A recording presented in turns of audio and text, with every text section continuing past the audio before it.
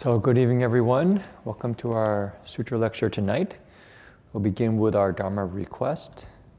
欢迎大家来到我们的无量寿经的，可以说讲法吗？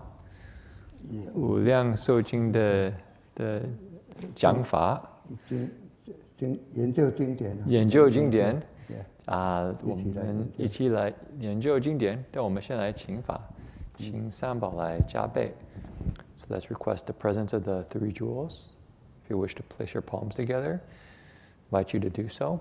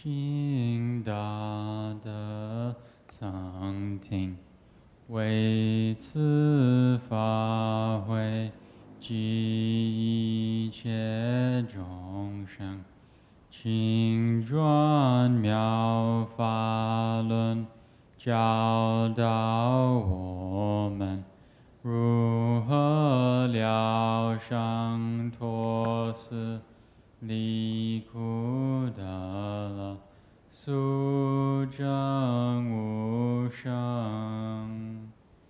Will the Sangha with great virtue, out of compassion, for the sake of this assembly and all living beings, please turn the wonderful Dharma wheel to teach us how to leave suffering and attain bliss and end birth and death, and quickly realize non-birth.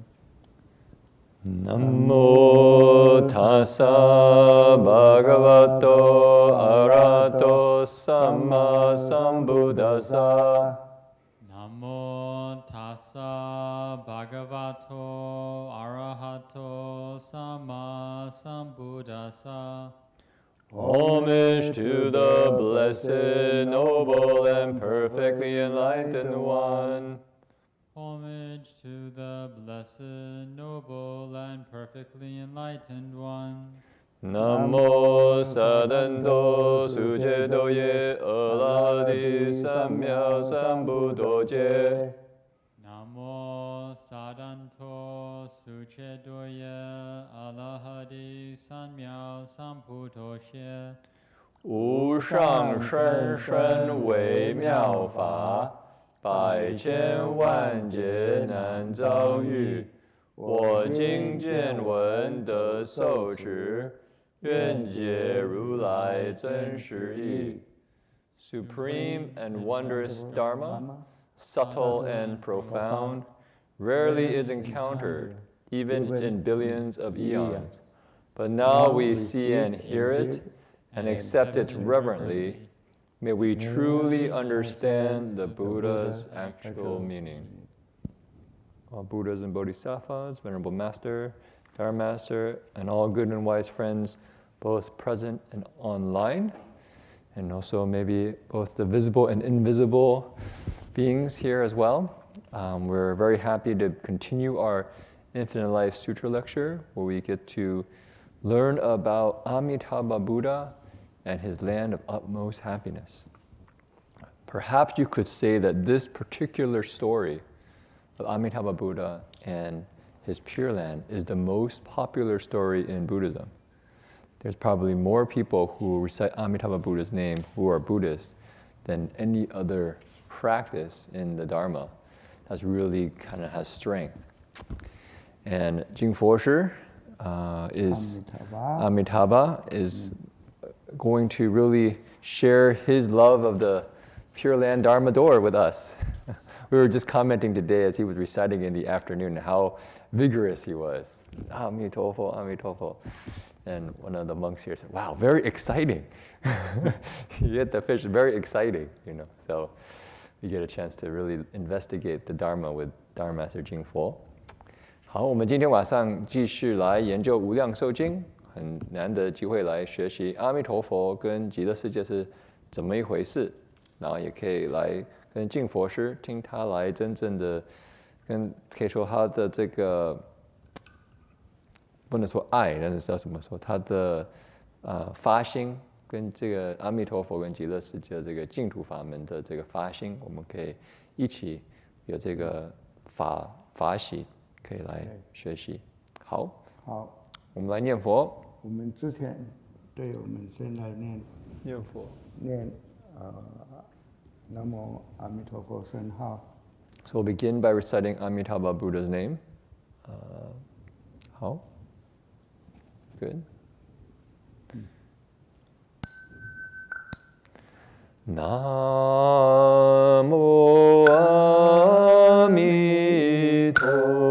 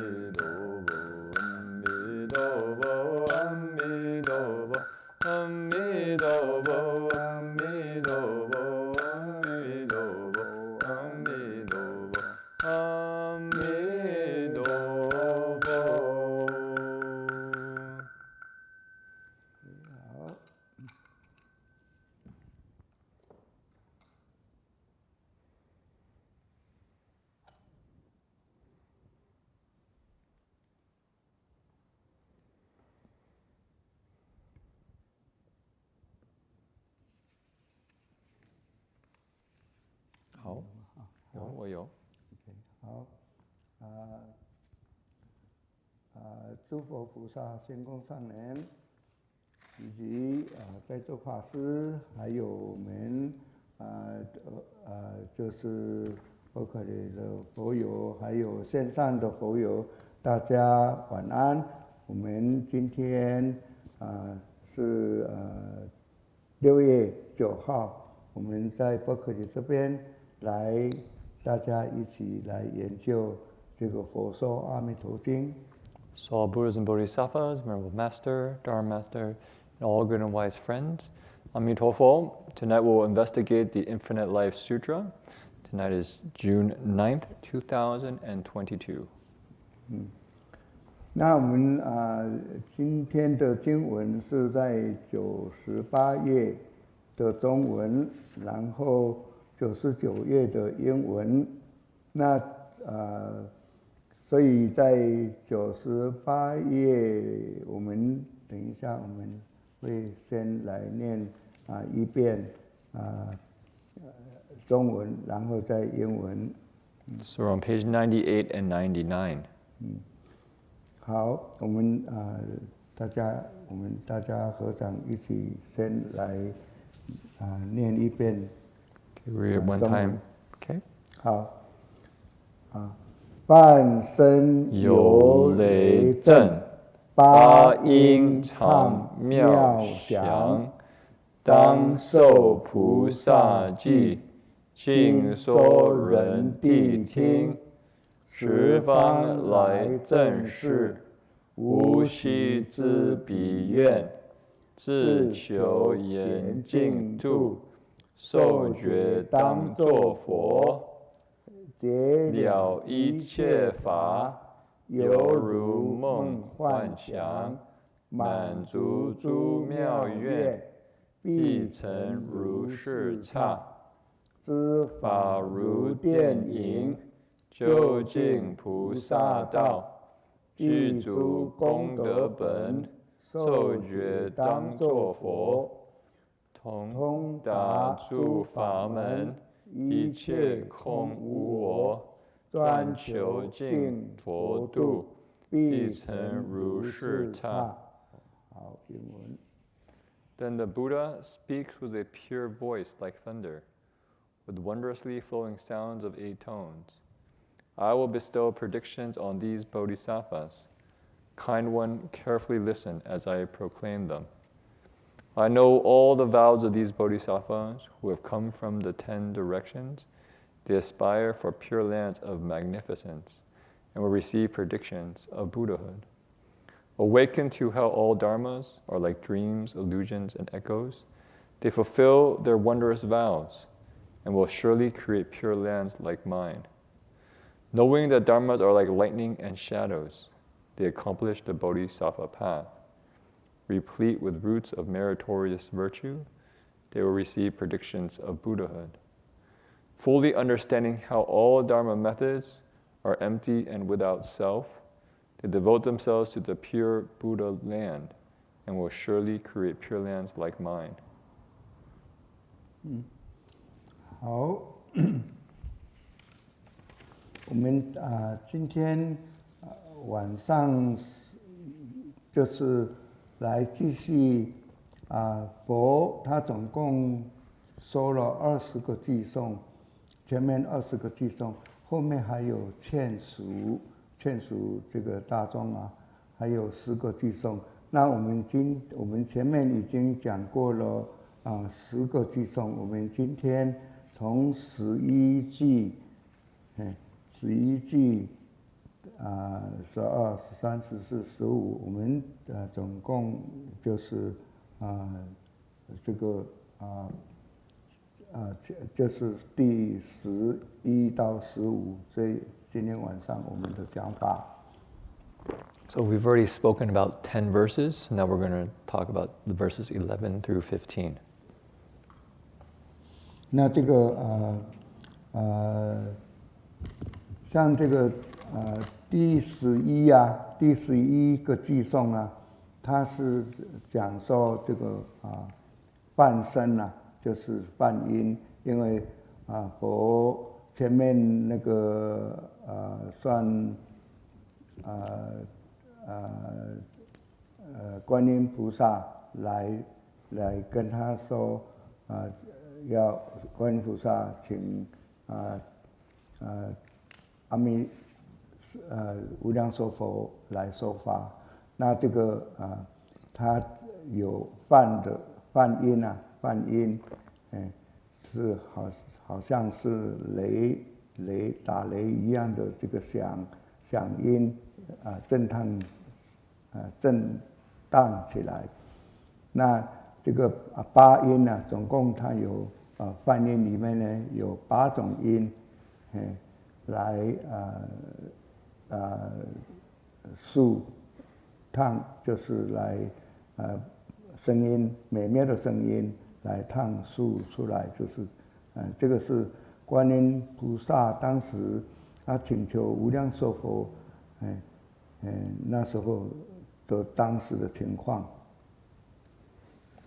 你是说这个是这个前面对，我是说不是观音菩萨这样子讲话，这个是佛讲这样子的话，对不对？他的声音是梵音八音的。8种音。等一下我们会解释佛有8种音。So if you look at what has just happened, Guanyin Bodhisattva requests the Dharma from the Buddha. Right? If you go to page 96 and 97, you see that the Buddha smiles in a way that's just kind of boundless in radiance. And Guanyin Bodhisattva then asks, the Buddha, please tell us, why do you smile in this way?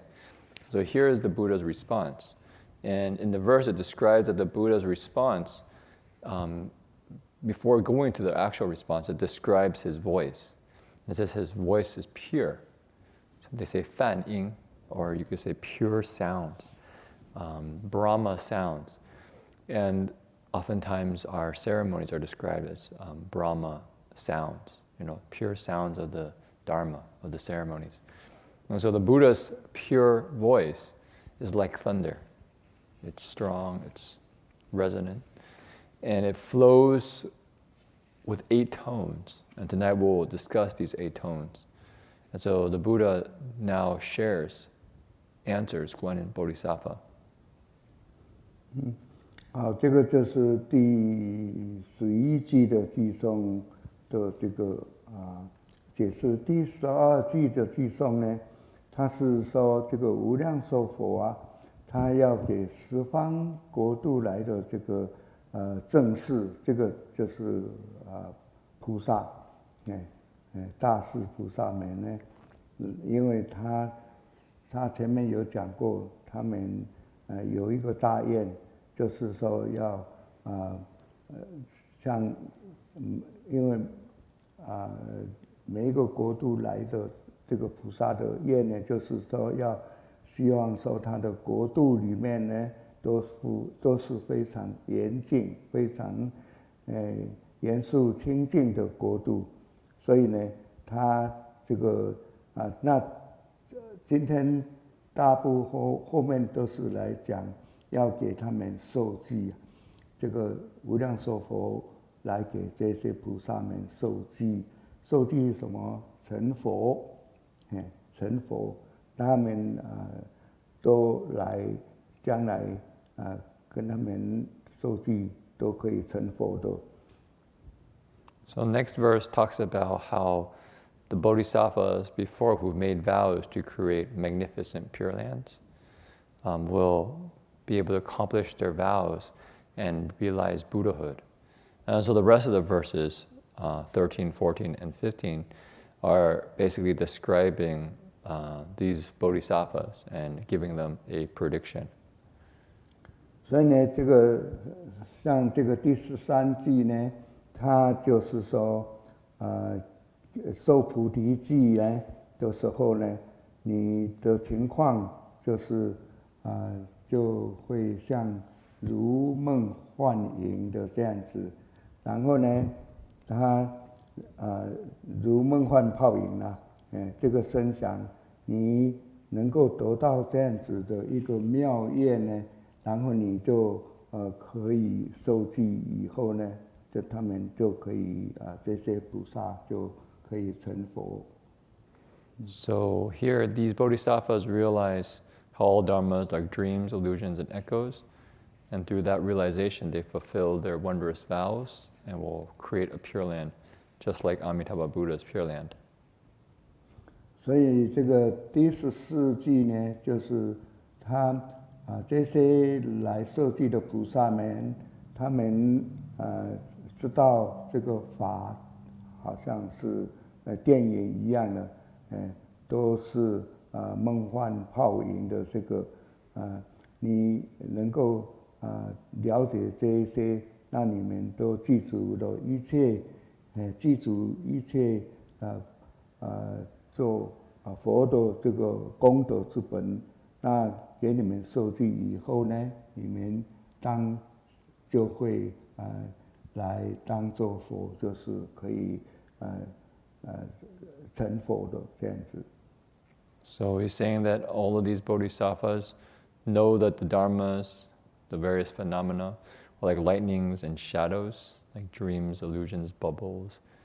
And so they are able to realize the bodhisattva path and be replete with roots of meritorious virtue. They have tremendous goodness, you could say. And through that, they will receive predictions to become a Buddha. Say they will become a Buddha in the future. 所以呢，这些来十方来的这个正士大士，他们呢，他们都可以通达诸法门啊，他们都可以来通顺到达这一些所有的净土的这个法门，然后呢必成如是刹，所以就跟他们能够通达这一些的专心来求这个净土的这个佛徒啊，那你们都是可以必成的，就到时候你们都可以达到如是刹。这个是算无量寿佛给他们的鼓励的话，你们将来就像佛一样的，我当然就是无量寿佛希望极乐世界的刹土，你们到时候你们都可以达到这种的刹土的。So fully understanding all the different Dharma methods, and 我这边的翻译是说，这个他理解他通达一切法门都是空跟无我的，是这个意思吗？对。OK，因为我看你刚刚说他通达每个法门，然后这个一切空好像是另外，它好像是另外一个不同的。都是有在。So okay, I just wanted to check how Jing Forsher was interpreting it, but here in the translation we were saying that they understand how all the different Dharma methods are empty and without self, and through knowing through that practice, they devote themselves to the pure Buddha land, and will surely create pure lands like mine. So they'll create a pure land just like Amitabha Buddha. 所以呢，这个其实今天晚上我们所讲的呢，都是无量寿佛来给十方来的这些菩萨们呢，来受菩提记。菩提记就是菩萨道啊，这些，他们这些菩萨呢，他们将来都可以记住功德，后来成佛这样子的。所以晚上呢，大部分都是在讲受记。So here the Buddha is giving predictions of Bodhi to these bodhisattvas. So tonight we will talk about this Dharma of predictions. 那这个严禁这个佛度呢，也就是说菩萨的本心，就是你要行菩萨道的一个目标。所以呢，本经呢，是由释迦牟尼佛来说出这个无量寿佛的一个当时的情况。所以呢，其实释迦牟尼佛来出现在我们人间呢，都是要来给大家来成佛，因为我们大家都有佛性，所以也就是释迦牟尼佛来到世间的这个目的。So Shakyamuni Buddha came to this world to teach or help living beings become Buddhas. That was Shakyamuni Buddha's purpose in coming to this world. 所以呢，这个刚才有第一句就讲他这个梵音好像雷震一样的，那么响。然后呢，然后你就是这些菩萨来求佛的净土都可以完成的。所以呢，这个我们可以还有。本经里面有讲到八音八音所以我们今天也来研究一下这个八种音。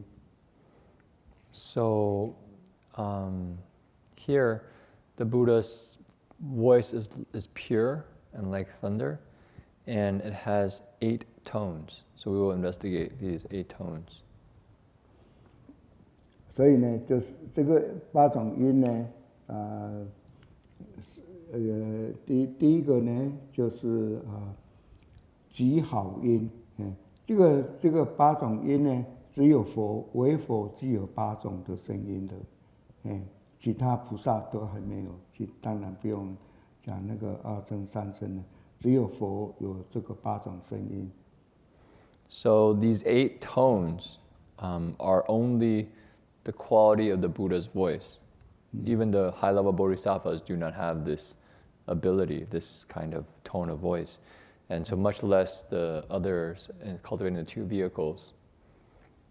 它第一个呢，就是极好音，就是说，因为佛陀佛的德行完美，然后令听到的这个声音呢，都能够入佛道。所以他这个声音非常好的完美的。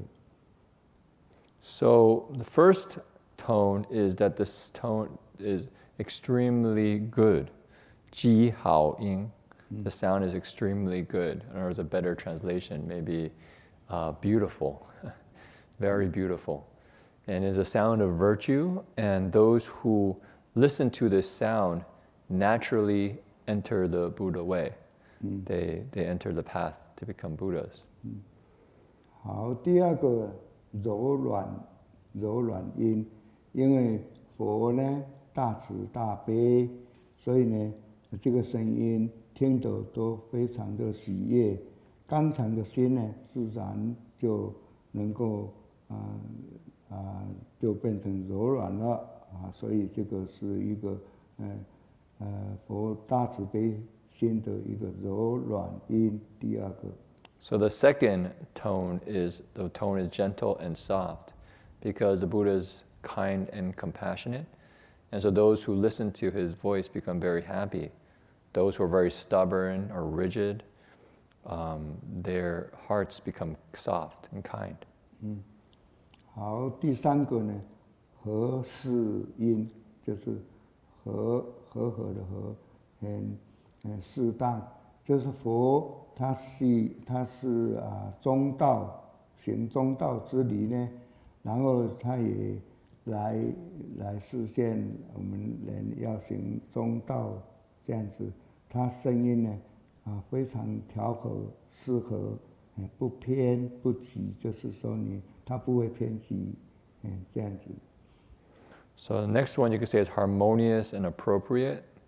And the Buddha's voice, you could say, embodies the teachings of the middle way. It's just right. So to the situation, he's able to speak just to the situation appropriately.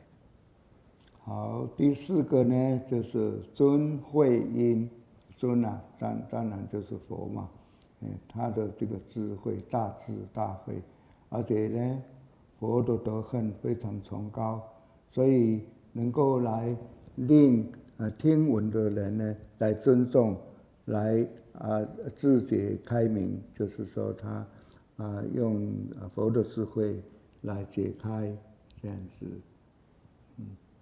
不理解尊慧是两个不同的意思吗？还是他说尊重慧、尊重智慧，还是尊重然后有慧，是两个东西还是一个东西？尊慧应该是佛的大智慧嘛。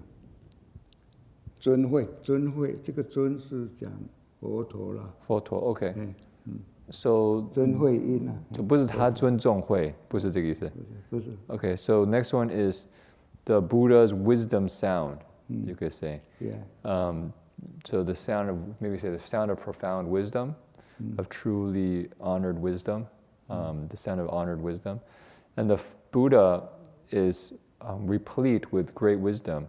His virtue is truly, you say, lofty, 尊贵. It's very revered, and so people 故名闻者. So those who hear his sound of extreme respect and are able to, you could say, activate their intrinsic wisdom. Their wisdom opens up. 好，第五个呢，不拟音就是因为佛他是调御大丈夫，所以他没有女人的声音。天魔外道呢，也都不敢，都无不敬服。天魔外道呢，都非常的敬佩的这个佛音的。So the fifth one is, you could say, non-feminine sound. His voice is not kind of a female sound. He is a kind of a heroic voice. 大丈夫, he's like a real hero when he speaks, and all the demons and other kind of sects, other religions, are afraid of him when they hear his sound. There's a kind of awe, a kind of profound respect. 好，第六个呢，不误音，因为呢，不就是不耽误啊，或者是那个，所以呢，他因为佛智圆明，就是佛的智慧啊，都非常的圆满光明。他照了无误，就是说他照了以后呢，他不会耽误，不会把误解这个，所以给听的人呢，每一个人都可以得到正解正见啊，而且离开95种那些邪见这些的。So 这个误是错误，对不对？不误。不误啊，不会，不是错误了。误会人。就是给人家走错路啊，走错路，对不对？不误导人家了，就是走错路，也是这样，对不对？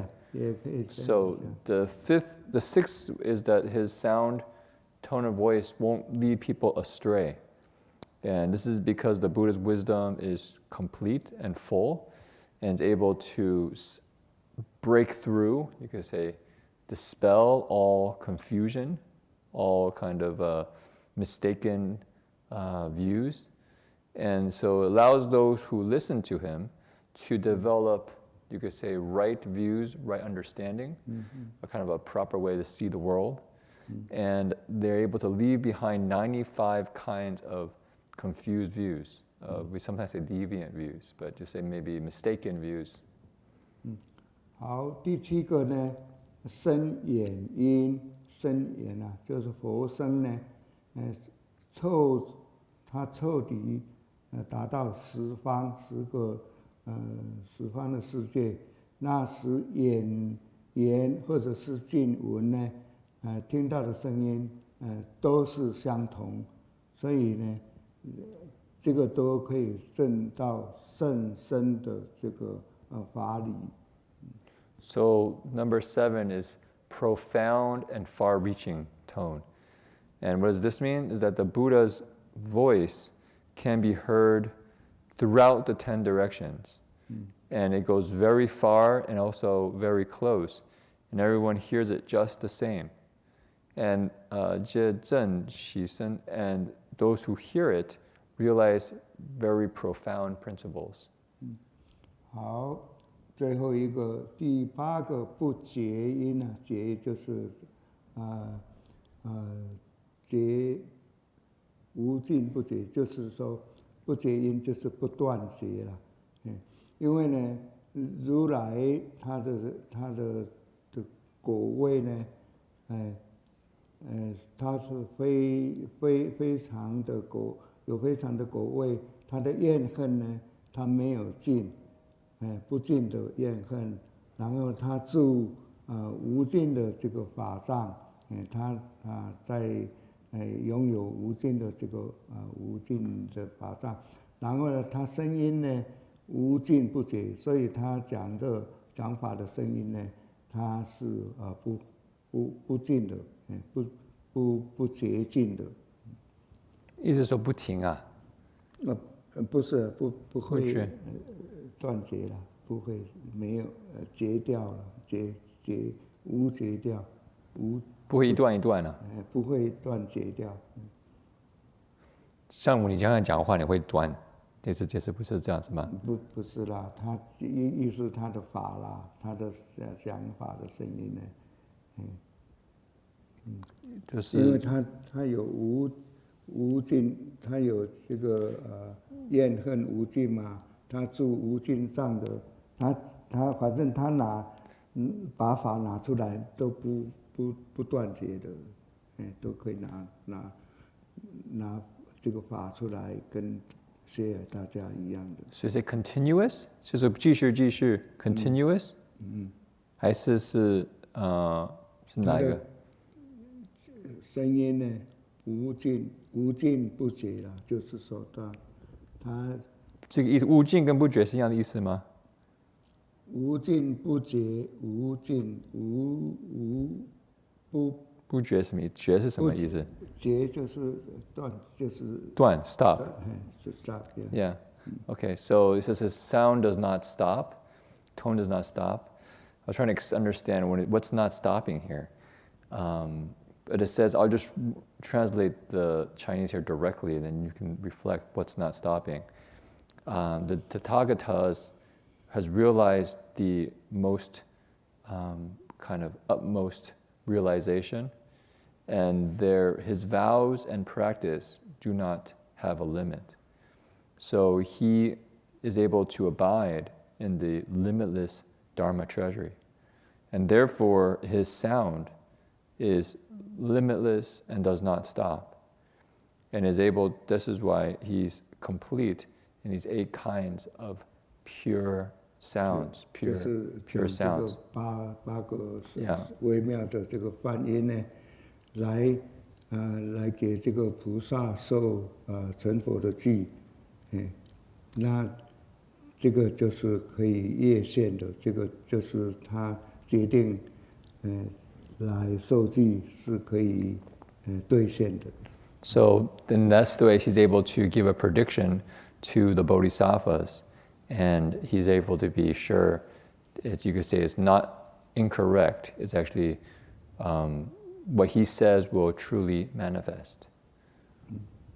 好，这个就是佛啊，他讲这个讲法的时候8种音声呢，然后呢，我们再来看呢，其实我们中国古代呢，中国古代我们也有8个音，8音的，这个8个古代的这个音呢，它是讲金石土革丝木爆竹，这个8种音啊，因为它这个8种音其实它这个是非常丰富而且非常动人的音声。假如说像喜庆的时候啊，或者来做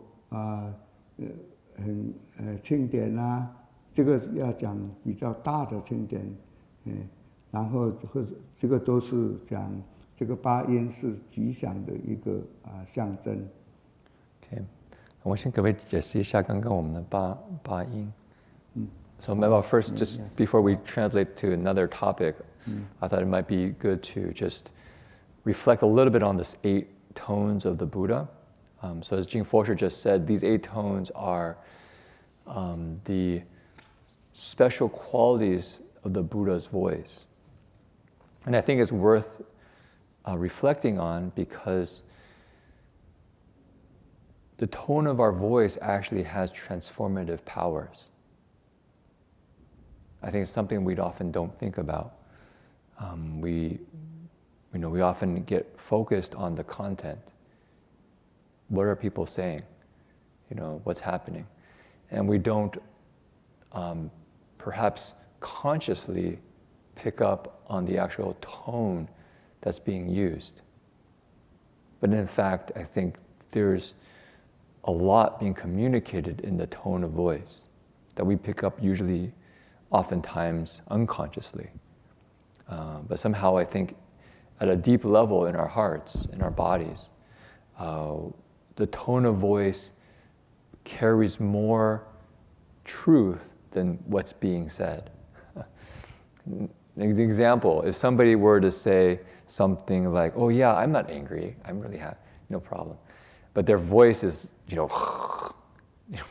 we probably would trust our gut feeling, this person's actually really angry, but they're just unable to admit it at the moment, right? Or if somebody's tone of voice is somehow deceptive, when you can hear somebody's sound, it just sounds a little bit off. You don't feel that it's coming with kind of clarity and strength. There's this kind of like, you feel the energy go like this, kind of like a, and you go, ooh, something's deceptive here. Something seems to be a little bit off. Or a voice is very tentative, like, I don't know, it's, And as we listen to it, we get more and more, unsure because the person is unsure in their hearts. And so this tone of voice has real, I think, profound implications on our kind of inner emotions and our sense of well-being and groundedness. So here, what's being described about the Buddha, I think, is actually very instructive because it teaches us a couple of things. Number one, that we can cultivate our voice to embody these qualities. Maybe not to the extent of what the Buddha has, but we can move in that direction. And number two, perhaps it might be good to reflect on the people around us or the environments that we're in to say, do the places I stay have sounds like these? Or do the places I stay have sounds that are the opposite of these? And if so, then what can I do to create a more pure environment for myself? And how do I create a more pure environment in my heart that allows the sounds that come from me to have this kind of resonance? Because often the sounds that we produce manifest our inner state of mind. 所以我想这个题目，这个八音是非常重要。我想第一个呢，我们常常只是听这个人讲的话没有听他们的音声。但是从这个刚刚金佛去解释的，说音声非常重要很多时候我们可以说在心中会这 unconscious 叫什么 unconscious 是我们不觉得会听到人的这个音声。我们可能用我们的心专注人家讲的话，但是我们还是会有我们就是 unconscious， 我们不觉得这个心可以这样子说会来理解人的真正的后面的意思。然后很多时候我们信是什么？信人的音，虽然他们可能说什么话，但是我跟他们的音跟他们的话不对照，我们会信这个音。我想，如果比方说有个人非常生气的，用很生气的这个声音态度来讲，我没有生气，我想 OK 好，没有生气，我们心里就可能是想 OK 他现在非常生气，但是不能自己承认，好 OK 我理解，对不对？或者有人如果讲一些声音好像歪歪的，你听好像不是直的声音，是好像有在里面就可能有点这个怀疑，这个是讲真话吗？还是讲谎话？还是有人讲话的时候非常好像没有这个自己的信心一样，他只是可能这样可能他一直会开始点，就心里也可能我们自己有觉得我们有可能不能完全信这个人，他自己也对自己也没有这个信心。所以我们这个声音呢，可以说是非常重要。我想我们刚刚听到这个8种音呢，也对我们这个修行可以有帮助。怎么说呢？一个是我们自己也可以修这个8种音，虽然我们可能没有像佛的这样子的一个程度，但是我们可以慢慢从我们现在的地步慢慢的改进。另外也可以想，我的环境，我常常会听到什么样的声音？是不是这个很泛音，像这些8音呢？还是常常这个挣扎的音争的音大家在吵架的音或者是怎么样的音，对不对？我们就可以来这样子来观想自己，我怎么可以把我的这个环境呢，变成一个非常清净的地方？怎么让我的心可以变成很清净的地方？因为我们的声音生出来的，跟我们这个心真正的可以说情况呢，有很深的这个连接。所以可能不会讲全部的，但是我想我们大家可以去感想一下这个声音。我就很快的这样子过一遍，我用这个比较好的英文来翻译。So I'll just go for the 8 and maybe pick out a couple that I think were quite striking. So number 1, I'll say the Buddha sounds extremely beautiful, and this beauty comes from virtue. Number 2 is gentle and it's soft. It comes from kindness and compassion. Number 3 it's appropriate because the Buddha is able to know what's needed at what time. Number 4, it honors wisdom. So what happens is when people listen to us, somehow they're able to honor the wisdom in themselves, and that opens up. Number 5, it's, you could say non-feminine, or you can just say it has this heroic quality, maybe you could say. It inspires. This voice kind of, when you listen to it, gives a sense of like strength. Number 6 is he does not lead us astray. So it's a sound that is, maybe you could say, clearly pointing the path to freedom, to truth. Number 7 is profound and far-reaching, so that everyone can hear it. I spent a lot of time these last months, because we were starting to create a monastery down in the redwood forest and trying to create a sound system.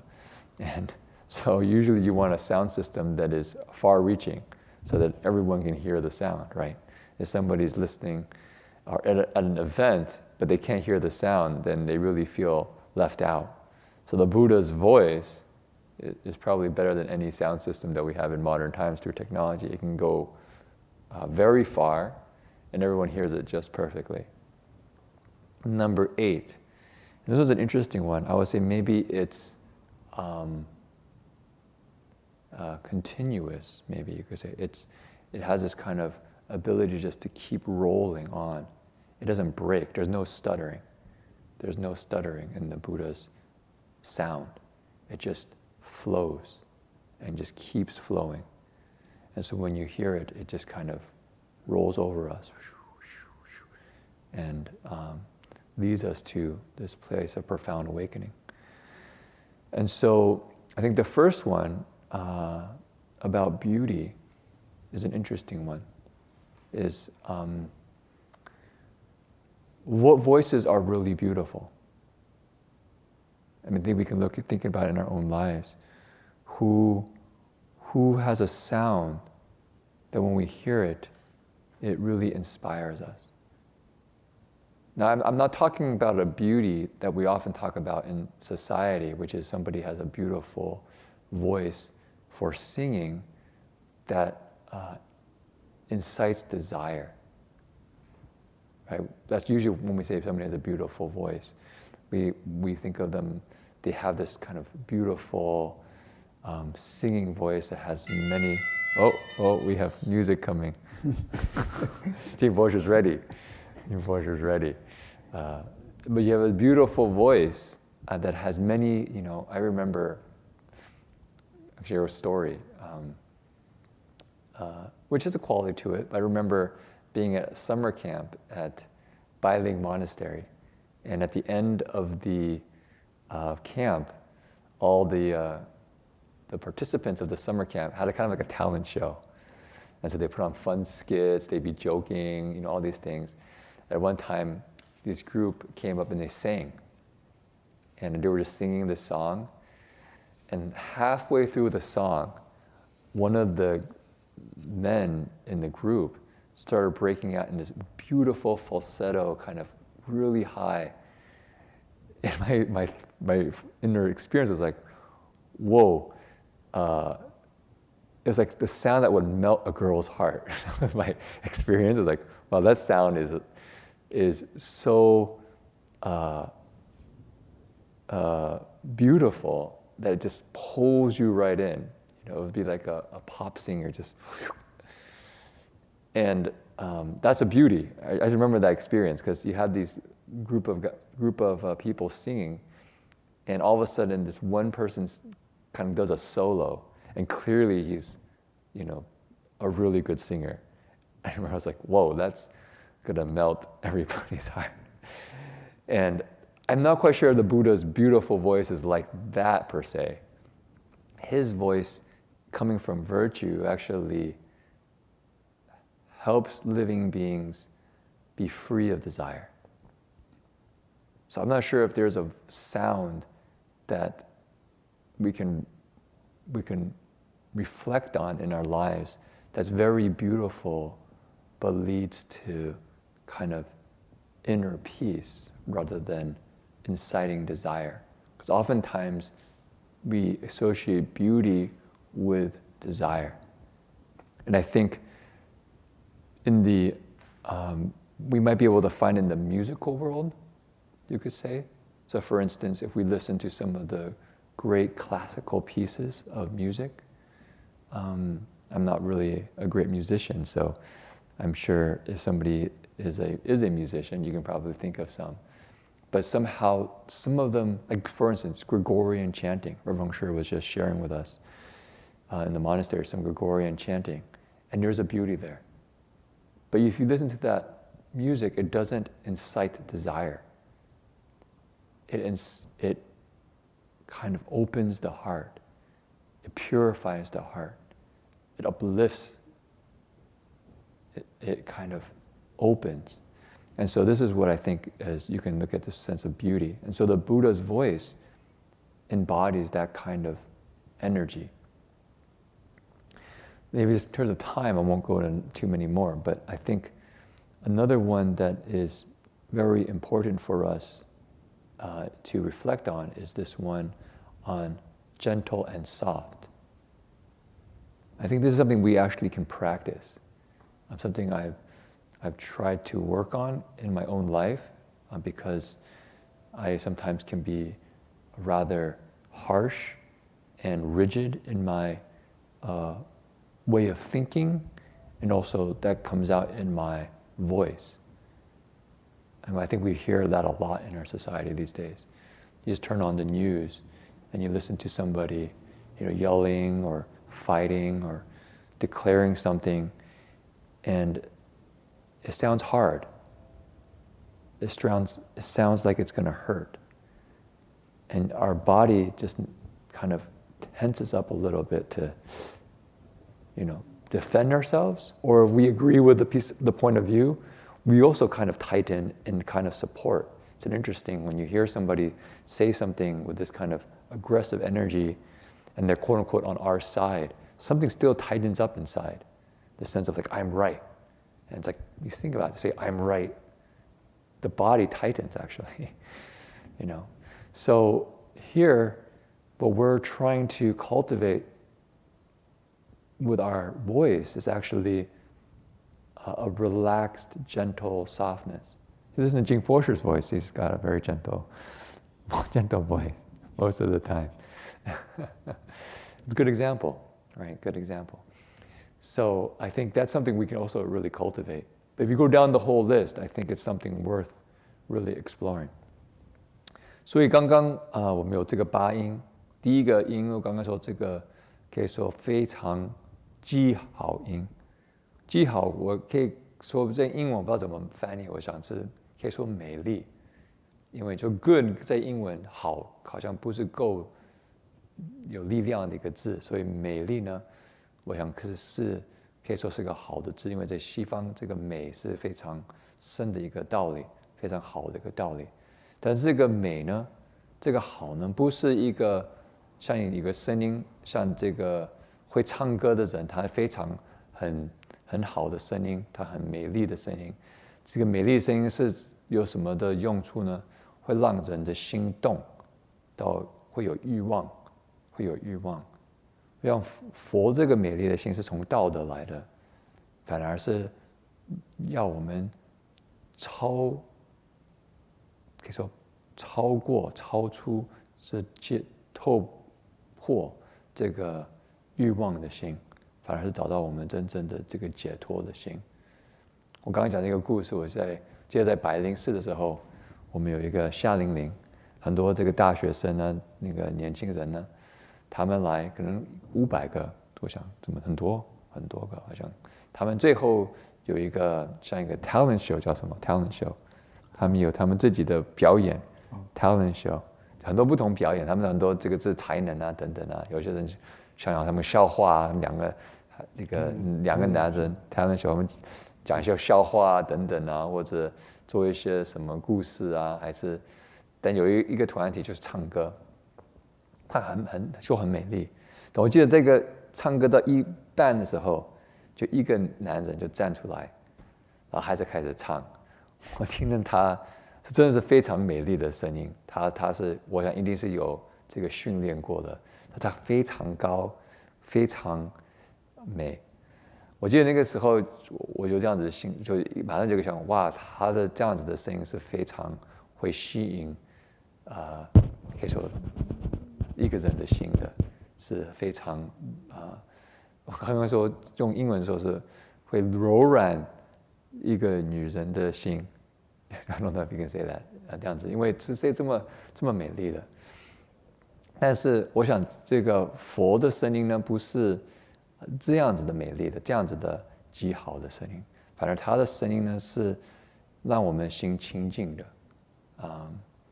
不是说不是我说我们有这样子的美丽的声音是不好的，但是我想就是说佛陀，我想美丽的声音不是让我们这个有欲望的声音，是反而是让我们非常清净是非常梵音的这个声音。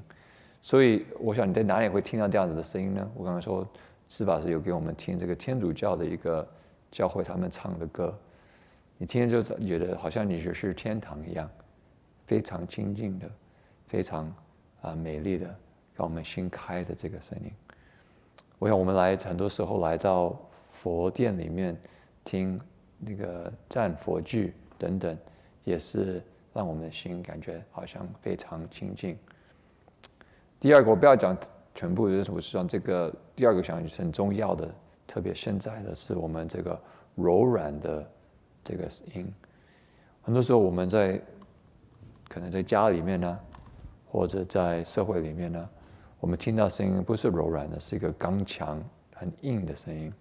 这个我自己也是希望我可以改进的地方，因为很多时候我可以有一个用的口气或者我用的想法呢是非常硬的方式来讲话，但是在佛陀教会里面说，我们要讲话最好是柔软的，不是刚强的。我想我们如果就是开电视然后听了有人在电视上好像吵架还是不高兴等等，你听他们这个很声音不好的这个很刚强的这个声音呢，我们的身体都会紧起来。甚至有人讲的话，我们同意的话，他们讲很强的话，说对我就是这样子。你像我们这样子，对了，就是这样子的心呢，身体呢，也是非常紧的，不是放松的，不是平安的心。所以我想我们在修行呢，我们这个口所说出来的声音，就可以让我们理解我们真正可以说修行是怎么一回事。说我慢慢的几年呢修行呢，我的心我用的话呢可以比较柔软，我的话呢可以有比较多道德的声音在里面。这个美丽的声音是让人的心清静下来，不是让人有很多欲望的这个声音。所以就很多这些8个我想都是很有帮助的。So I think these qualities are very valuable for our own self-reflection in our cultivation. After a few years of practice, we can ask ourselves, is my voice a little bit softer, a little bit gentler? Or is my voice very harsh and biting? Maybe I need to work on that. Or is my sound very, I don't know if we're beautiful, but has a sound of virtue, has the beauty of virtue in it, that when people hear it, they feel peaceful, they feel inspired. Or is my sound inciting desire, or kind of the opposite side, ugly, using swear words and profanity, so that when people hear it, there's a kind of leaves a bad taste in the mouth. So we can reflect, and if we start to cultivate over the years, little bit by little bit, I think we start to not just change the thoughts in our minds and the kind of emotions in our heart, but actually the way that we say the words in our heart changes. 所以我想我们过的时间呢，我我们修行不只是会改变这个心里面想的念头，或者我们心里所形式等等，反而我们的声音，甚至我们的声音都会改变。所以这个我想是非常有意思的。Okay, so also just to continue on with what Jing Forsher was saying about this 8 sounds. So in Chinese culture, there's also 8 kinds of, you could say, tones. This is not just 8 kinds of tones in Buddhism. So these 8 kinds of tones in Chinese culture are very ancient. And the first one you were saying is 第一个是琴，金啊，metal.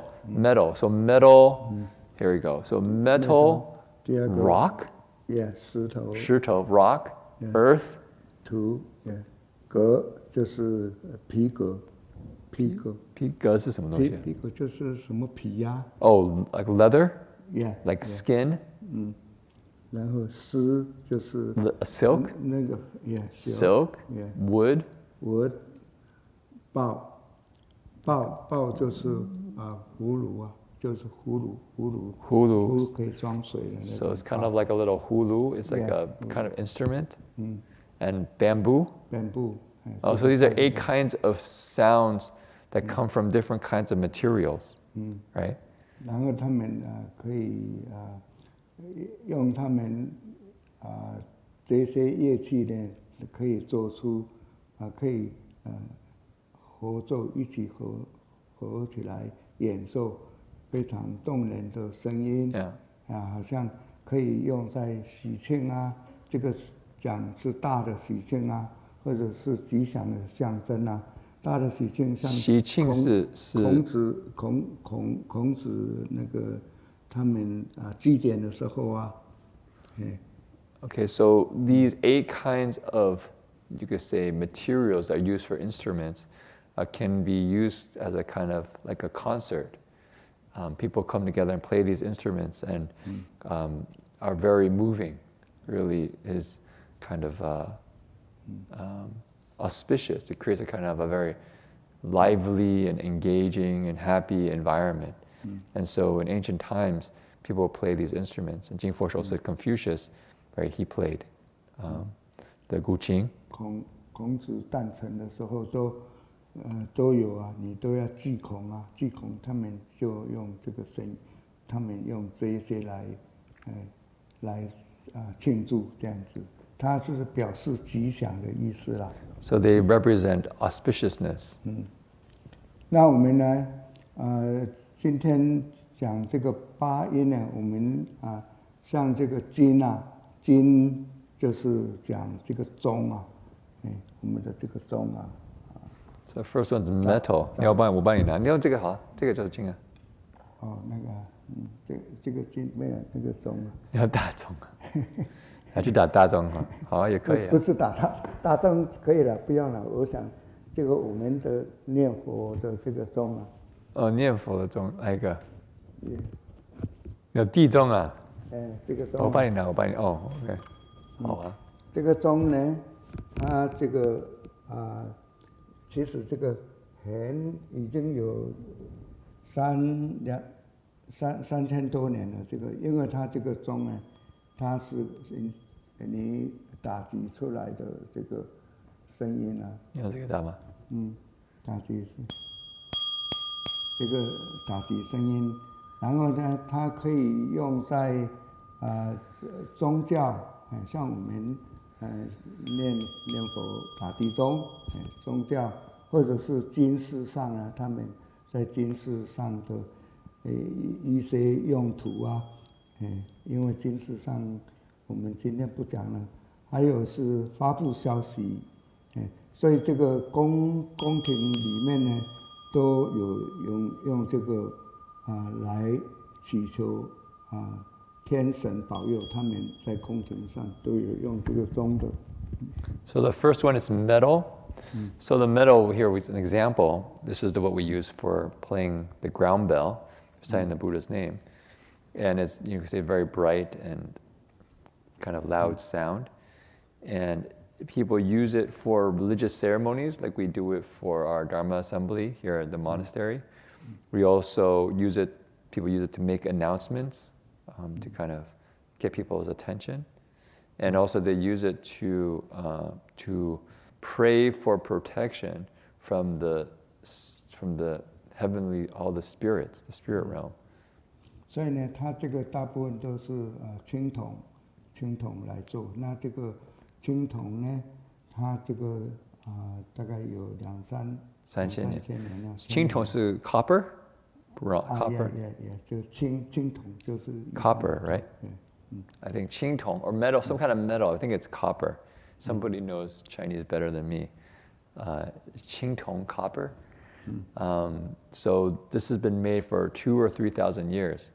We've been used 青铜. 所以呢，像 bronze. Yeah, bronze makes more sense. Yeah. This isn't bronze though, right? What kind of metal is this? Yeah. What kind of metal?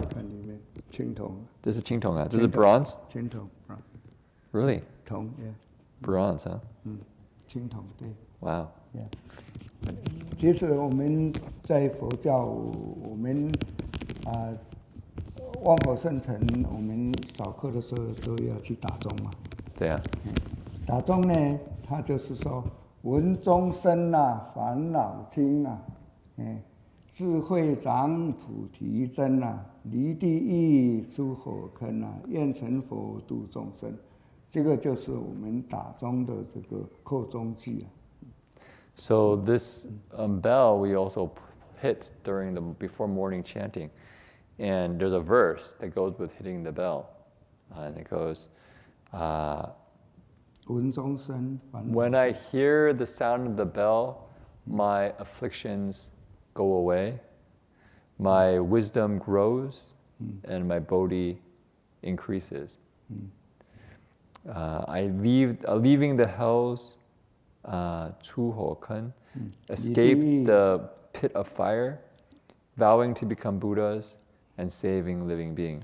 因为他这个在地狱的众生呢，他一听到钟声呢，他就停了。那个时候，在地狱里面的运作，你就会停了，然后就真的他们可以假如说他们自己有那个。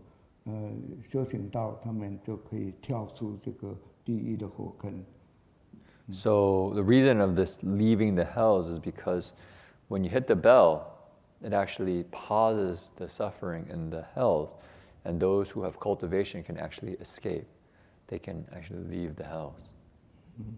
所以呢，这个最重要，我们就是愿成佛，希望说我们修行的人呢，都来将来成佛，来度众生，一切的众生，苦难的众生。So it's important. It says at the end, it says 愿成佛, which means vowing to become Buddhas, and then saving living beings. This is our aspiration.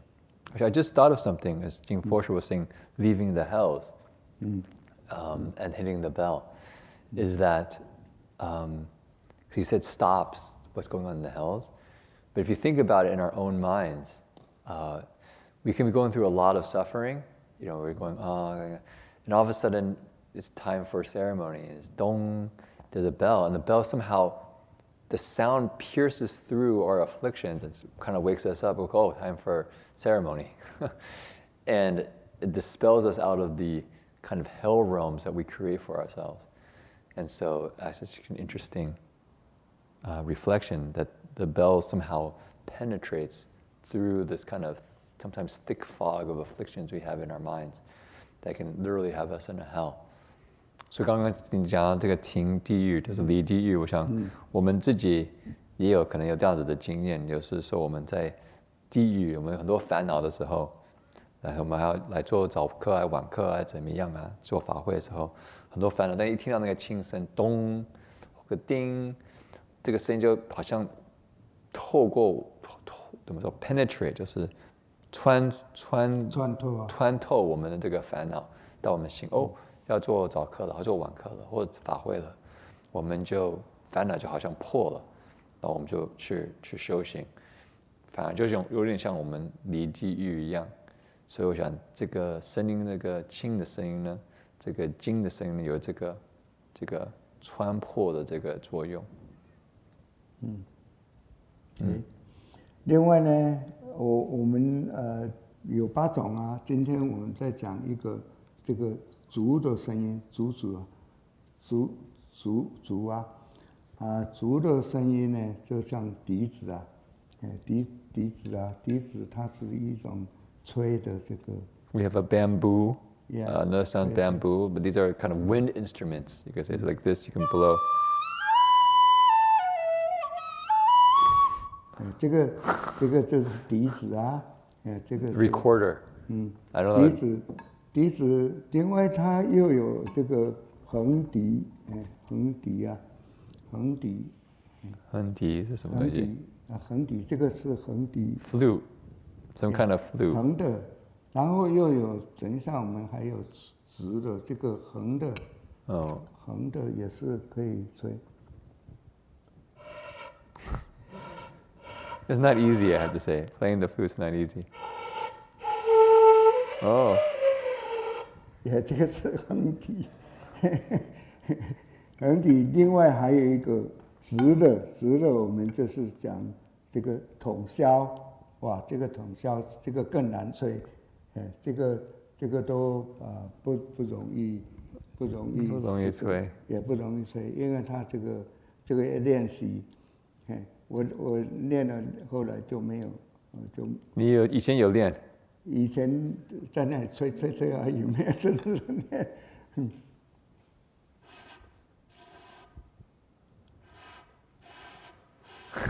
I hear sound. I hear the air moving. I hear air moving. 这个是真的不要时间去练呐。Yeah, you need to practice. 要去练，所以这个我想跟，这个笛子。你要他们听啊，你要放在这个旁边。This is somebody playing the flute, right? Flute? Flute 吗？这个不是 flute。笛子。笛子是什么东西？Flute。这个是笛子啊。另外这个有这个筒箫，看这。这个。Yeah. This is the sound.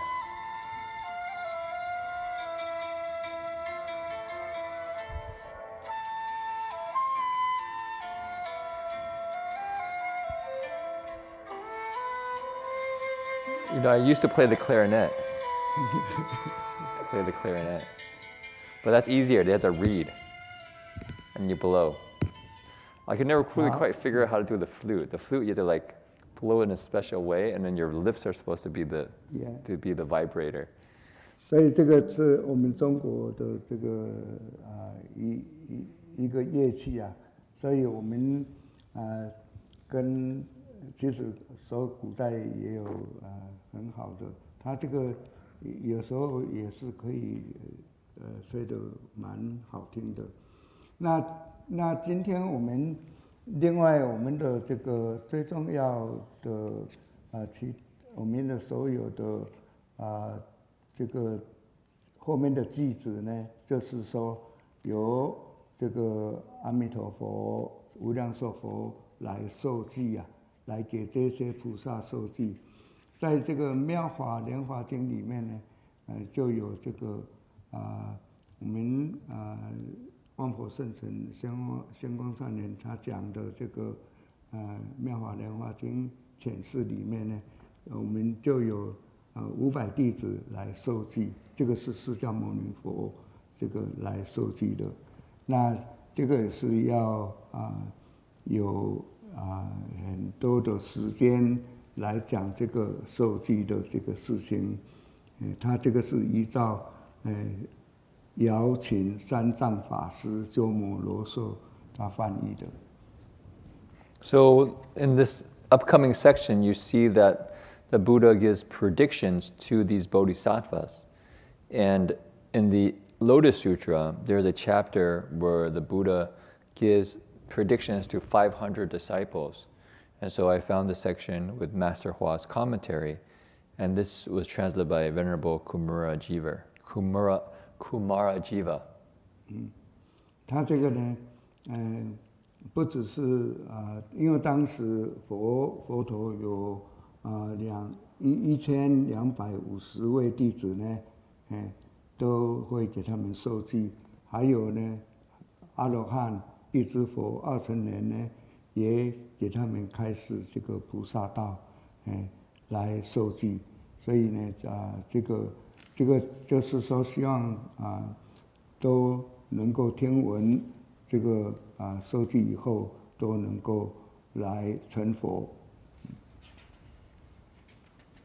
So there's 1,250 disciples follow the Buddha, and so the Buddha gives them predictions for Buddhahood, and this includes the Shravakas, Pratyeka Buddhas. They all go on the Bodhisattva path, and they all receive predictions that they can become Buddhas. 因为他这个受记呢，他这个是当时的富罗那弥多罗尼子，这个就是呢一个修行，就是可以讲是满慈子啊，他就是释迦牟尼佛的时候，他跟着来的一个弟子，他来请法，来跟释迦牟尼佛来请法。So a disciple can request the Dharma from the Buddha. 是谁？翻。富罗那弥多罗尼子。So, Fulo, that's the name of the person. It could be, I don't know. I can't even imagine what the Sanskrit name would be. But Fulona, maybe say Fulona. 妮子是孩子。不是，当然这个不是女孩子啦，是男的啦。Purna Maitreya Niputra? Niputra. Purna Maitreya Niputra. Yeah, 字 is Putra. Child. Putra means child. So, yeah. 因为他来请法，然后呢，其实释迦牟尼佛他也讲说，他来是来宣扬释迦牟尼佛所说的法，他的其实他过去的劫中呢，都是来奉持无量诸佛的法来请法，所以而且他可以他是所有的这个法人中呢，他说法是第一的。Yeah. So actually, maybe we can say his name is Venerable Purna. He's also the same one, I believe, who asked the Buddha the question in the Shurangama Sutra about kind of if we had a fundamental awakening, where did all this come from, right? And there's this question in the Shurangama Sutra. But here the Buddha says that Purna, Maitreya Niputra, Venerable Purna, he has made this kind of Dharma request from life after life for many, many Buddhas. Many, many past Buddhas, he has been this disciple who was foremost in eloquence and also requested the Dharma. 因为他这个富罗那他是得到这个四无碍智，就四无碍辩才了。第一个理无碍啊，第二个义无碍，第三个呢就是持无碍，第四个漏说无碍，他得到这个辩才。So, Venerable Purna has the 4 kinds of unobstructed eloquence. So the first one is unobstructed eloquence in principle. The next one is unobstructed eloquence in meaning. 义无碍。义就是意思啊，对不对？义理啊，义理无碍。理跟义是什么不同？有离，它就是离体呀，它一个体离体。那个义呢，就是也讲意思也可以啦，就是。This is the meaning. The third eloquence here is the phrasing, unobstructed eloquence in phrasing. And the fourth is unobstructed eloquence in joy in speaking. 他相公上人讲呢，他是漏说无碍呢，他讲法没有懈怠，他还会观机逗教，他看到猪啊，看到狗也都是会给他说法的。So Venerable Master said that when he spoke the Dharma, he had no laziness. He had a lot of joy in speaking the Dharma. And he was also able to really observe the conditions and what living beings needed and give just the right medicine, just the right Dharma for their potential. So even if we met a dog or a pig, he would speak Dharma for them. He would share Dharma. Reverend Heng Shi, 司法师 he's always feeding the bird and saying, Amitabha, Amitabha. Encourage them to recite the Buddha's name. So, speaking Dharma to the birds. 他说啊，这个他会对啊，这个富罗那他会跟着这个猪说啊，你不要再贪吃贪睡了，也不要再偷懒了，偷懒不精进了，否则你将来还会堕落为猪啊，就是说，叫他要用脱离这个三恶道。So how Venerable Purna teach the pigs? He would tell them, you need to stop being so greedy for food and sleep. If you keep continuing to be so lazy and don't have some vigor, we're going to continue to be reborn as a pig. And you can't ever escape from these three, you could say, three paths of suffering. Those are the hungry ghosts, animals, and hells. These three paths, these three destinies of suffering. 然后呢，这个富罗那也会对狗来发这个跟他劝说啊，你以后不要再兼贪了，往金钱里面堆，往金钱堆里面去赚啊，把这个铜板啊赚啊这样子，都化成水了，这样何苦呢？所以要赶快回头了，返迷归觉了，叫他不要再贪钱了。就是赚什么东西啊？把铜板啊。铜板是什么东西啊？铜板就是钱啊。一个铜板一个。Okay. So how does Venerable Purna teach the dogs? He tells them, don't be so stingy and greedy. You end up focusing so much of your life on gold and money, and you spend all your time just kind of accumulating, kind of going into it more and more and more, so much that I guess it's a particular kind of money that you end up kind of really accumulating, and it kind of gets, you obsess so much about it that it ends up becoming into, water. You kind of maybe rub it so much it becomes like water, or just no longer useful. So how much suffering is this? How much suffering is being so obsessed with money? You need to really quickly turn around and leave behind this delusion and go towards awakening. I don't know, dogs are greedy for money. 不知道那个狗是很贪钱的。贪心。Yeah, so dogs are greedy for money, I guess. Or for very stingy. Yeah. 然后这个仙公上人讲，富罗那呢，他虽然是一个罗汉呢，他是记住这个菩萨神通之力的，因为他在过去世中呢，他已经行菩萨道，然后他修种种的敬恨的这样子。So the commentary continues saying Venerable Purna is actually an arhat, but he actually has many of the bodhisattva powers because he's actually walked the bodhisattva path for many lives and cultivated many pure practices.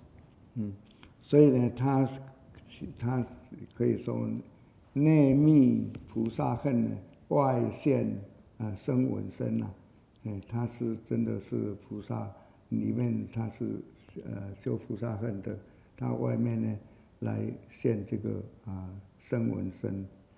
So you could really say that he's inside a hidden bodhisattva, but outside he manifests the appearance of an arhat 其实 or shavaka. 呼罗那它是一种前桥方便法呢，稳大来示小，来利益无量的百千众生了。So Venerable Purna actually is a bodhisattva. He's an undercover bodhisattva, and he comes to rescue living beings. 所以呢，呼罗那他若说佛法，他是有，并且他有刚才讲的事无碍智。那其实我们现在的法师也有人这样也有事无碍，但是呢，他假如说说法他会有一些说佛法，他没有达到那个智慧呢，会被境所转。他本来要度一个人，定力不足的话，他反而给人转过去了，这样子。So Venerable Purna has these 4 kinds of eloquences. Now, also in modern times, there are monastics who have these 4 eloquences as well. These 4 kind of unobstructed, eloquent wisdom or knowledge. And these 4 kinds, but however, if they're not kind of really sufficient in their wisdom, they can actually be turned by states. So rather than turning the Dharma and being able to transform a living being, in fact, they actually get turned by the living being. 所以圣公上面他又举了一个渡狗走的这个故事啊。他说有一个这个狗，他是贪恋啊，他这个人啊，他对狗非常爱惜，也非常贪恋，所以但是呢，他被狗所渡了。为什么呢？他从前呢是有一个戏子，就是经上人讲这个故事啊。他讲说，从前有一个做戏的呢，他非常精通这个戏文，然后又来善于来演戏，但是呢，他最爱的是有一条狗，这个狗呢不是旁人，就是他的太太。他的那个狗是在那时候是个人啊？对，这个有一个就是他爱这个狗，那个狗是在那个戏里面那个狗啊，还是太太那时候一个太太，然后变成狗？他太太变成这个，其实这个狗是他太太了，他以前的太太。OK 好 OK。So there's a story, Master Hua talks about a story about a dog, trying to teach a dog.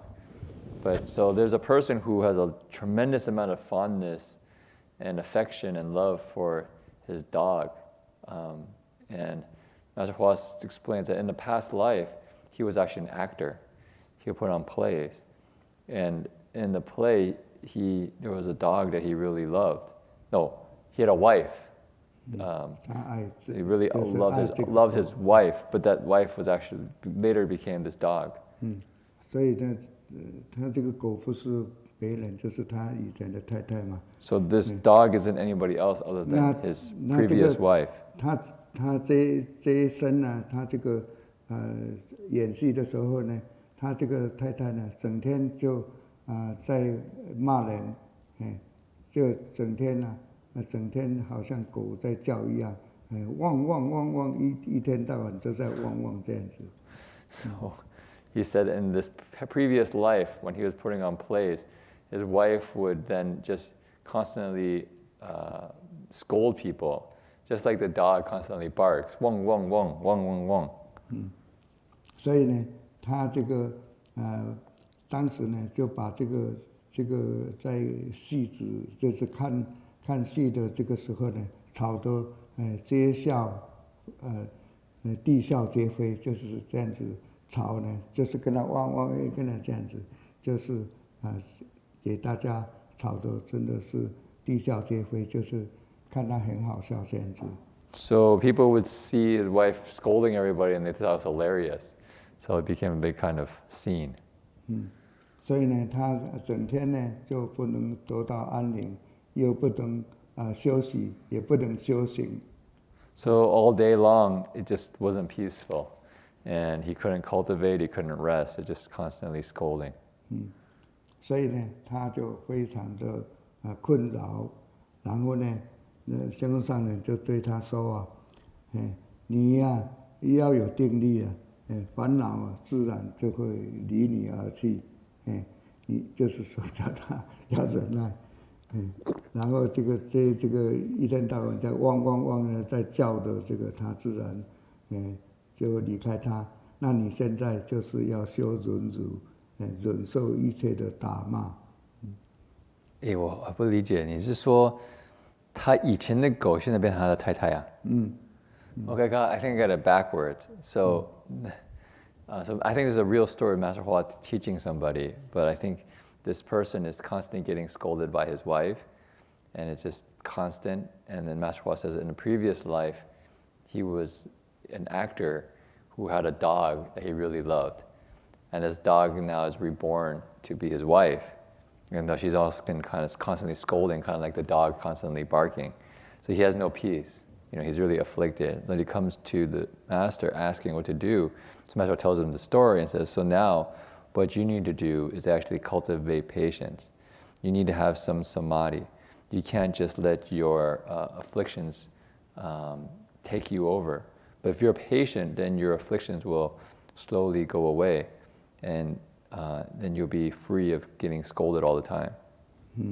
所以呢，这个就是所谓缘聚则成，缘散则离了。就是说，你有这个因缘聚在一起，就成了这个在一起。然后缘呢，你没有缘散了就离开了。所以呢，他听了这些仙公上人给他的讲的话呢，这个戏子果然就他修忍辱法门，所以就只有忍耐了，忍辱法门。他3年后呢，他就渐渐的离开这个逆境，就是等于他太太呢，也就以示长辞，就解放了。意思说3年以后呢，他这个太太也就死了，就解放了。Okay, well, so Master Hua says that when your conditions come together, then this happens. When the conditions scatter, then you get freed. And so he heard this, he said, okay, I have to really focus on cultivating patience. So he cultivated patience as his primary practice for 3 years. Little bit by little bit, he was to turn this state. And finally, he was actually freed. How? Because his wife actually, at that time, let him go because she passed away. Yeah. So he was freed. Yeah. Yeah. 好，我想我们今天的讲法就到这里。然后我们下个礼拜4也是一样的，我们还会继续讲这个算受记的这个，因为他受记今天只是一个讲用富德那出来讲，算来教化众生。那后面呢，我们会讲真的500弟子受记的这个故事。Okay, so hope you can join us also for next week, because we'll continue with explaining how the Buddha gives predictions. It's actually a very important Dharma in terms of understanding the power of the Buddha's words in transforming people's lives. And so we'll continue to learn about these 500 disciples who receive predictions next week. 下面下个礼拜我们还有5记，就是这个无量寿佛讲的5记。5句，就是总共20句了。20句以后呢，我们还有劝导，这个劝导的10句，这个我们也还会继续来跟大家分享。So next week we'll also continue with another 5 verses, and then after that there's words of encouragement from the Buddha. Okay? 好 Let's dedicate merit. Yeah. 好，我们现在回向功德。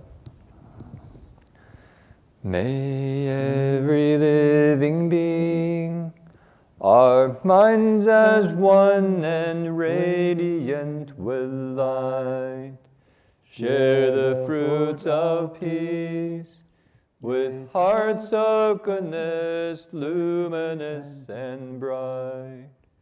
If people hear and see how hands and hearts can find in giving unity, may our minds awake to great compassion, wisdom, and to joy.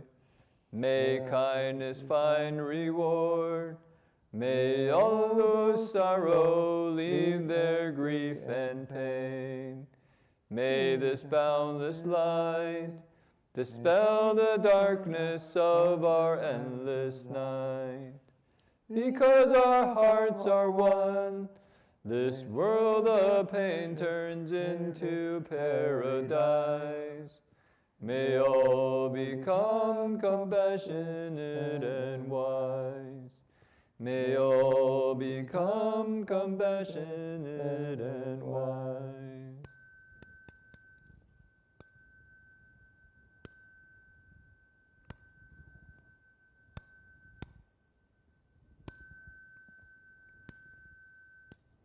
Bow in respect to the Venerable Master.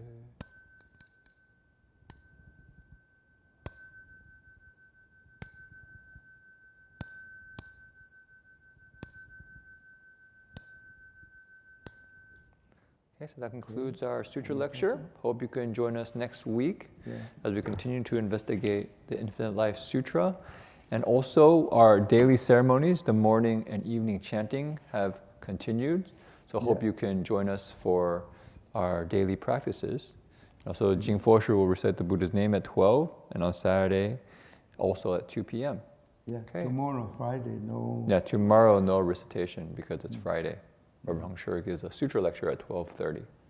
Okay, wish everyone well. Amitabha. Amitabha.